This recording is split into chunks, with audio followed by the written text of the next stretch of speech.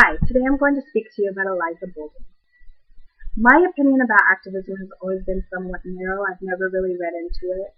I've always felt that activists were the people that stood outside yelling and screaming, trying to get their point across by being loud and somewhat obnoxious.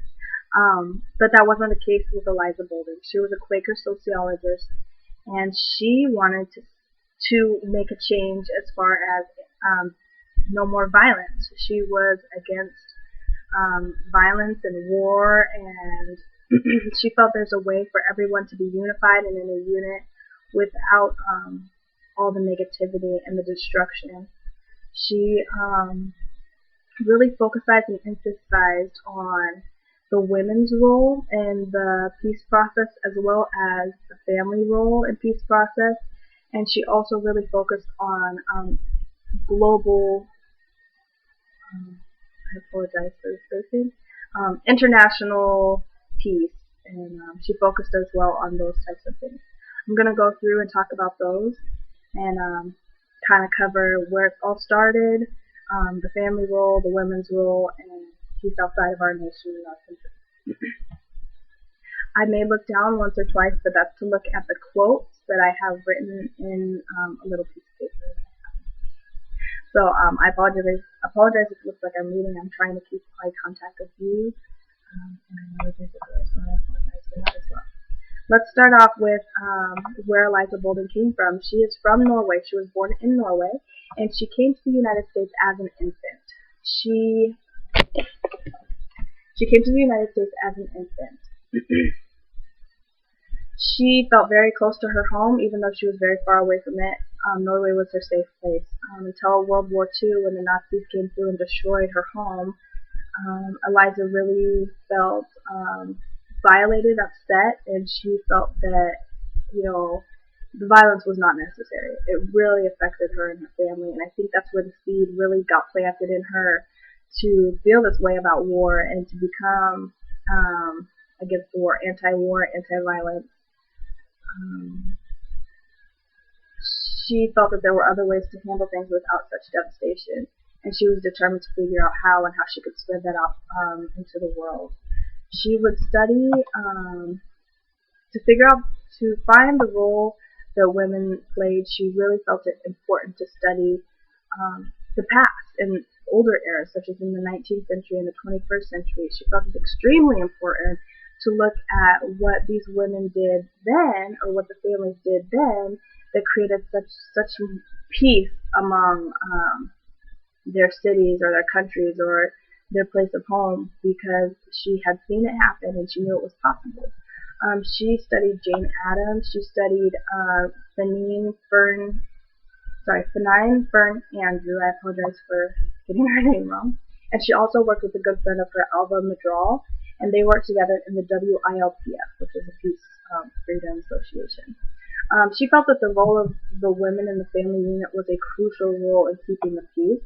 She felt that women should be responsible for cooking and cleaning and taking care of the home, but as well she felt they had a bigger calling, and that was to go out like their husbands and take a stand for what was going on. I have a quote here by her that really, I think, gives us a good idea of Elise Boulding's thought process on it, so let me read that to you. It says, "Because of women's experiences, they have superior peacemaking skills and need to teach these to men. It is the multiplicity of roles through breeding, feeding, and productive labors done mostly out of sight and mind that have given women the necessary skills to build peace and to envision healthy futures, literally to keep the world going." So as we can see here from what she's saying, she definitely feels that the women hold a major responsibility on their shoulders and that they can do it, and they just need to be allowed to do it. She saw a lot of women rising in other countries quickly, becoming more empowered and higher up, getting paid, better jobs. And that was mostly out of the country at first, and she really saw that as a big concern to her, the fact that the U.S. was not up to the standards of other countries and how they were doing it. She also felt strongly about solving international conflicts, and she wrote a book on building a global civic culture. And I think she felt strongly about teaching, and I think this implements a lot into the international conflicts due to the fact that we can learn from other people and we can listen, and if they also have that standpoint willing to listen to us, and we can all learn from each other. She felt we could learn and gain perspective and insight from our past to help build a stronger future, whether that be in America or outside of America. She really wanted us to use, and I quote, to think outside of the box.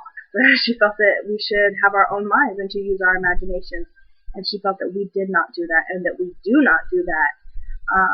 That we tend to follow in other people's footsteps, and we don't think for ourselves, and that scares her, and that's understandable. I definitely would agree with that. We feel that school is a requirement, and we're not taking it as seriously,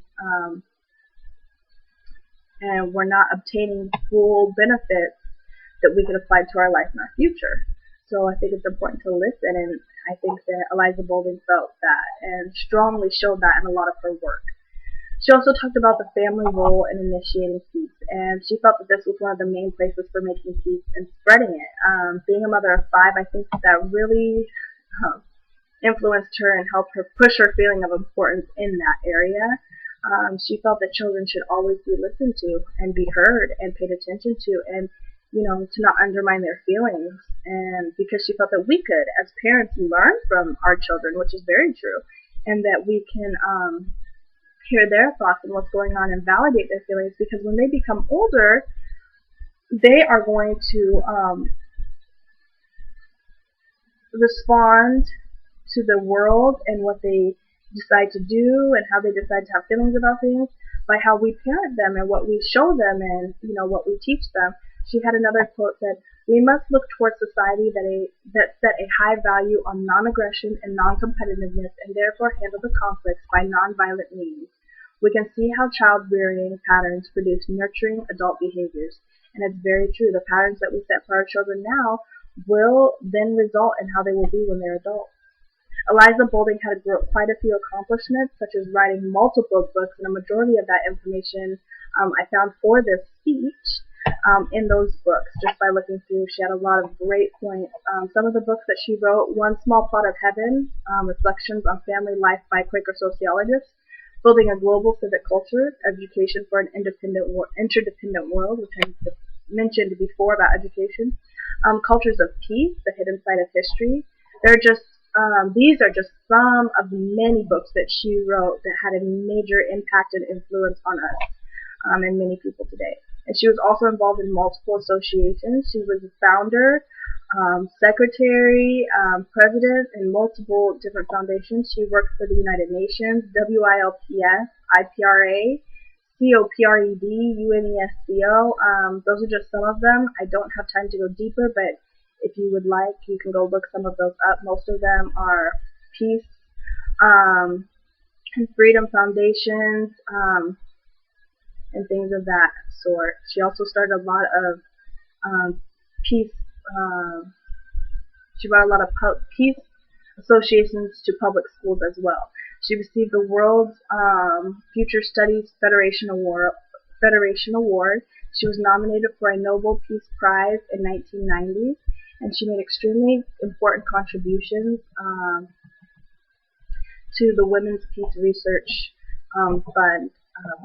A lot of what came from her really influenced women's peace research. As we can all see, Elise Boulding was able to achieve many of great things throughout her life. She took a stance that was a little different, and that she did not completely oppose the war, but she studied that we could all do things to prevent it, and I think it's really important that we pay attention to that. I think that the most inspiring part of this whole speech, and that I really want you to take home today, is that a lot of this came from when she was young and from her life experiences and what she saw, and she implemented that into what she felt she could make a change in. And I think all of us have gone through things and experienced things, and we see things that need to be changed and things that need to be told, and we really need to take a stance. If we want things changed, we can't just sit back and say we want them to be changed. We have to make a change. I really hope that this helps put a little insight on Elise Boulding and who she was. How we feel matters, and I think that how she felt matters, and she wanted to make sure to get that point across. in her daily life and how she acted in her process of being a parent and a mother and a family woman, as well as implementing all that into her job as an activist and standing up for what she believes in. Thank you for listening.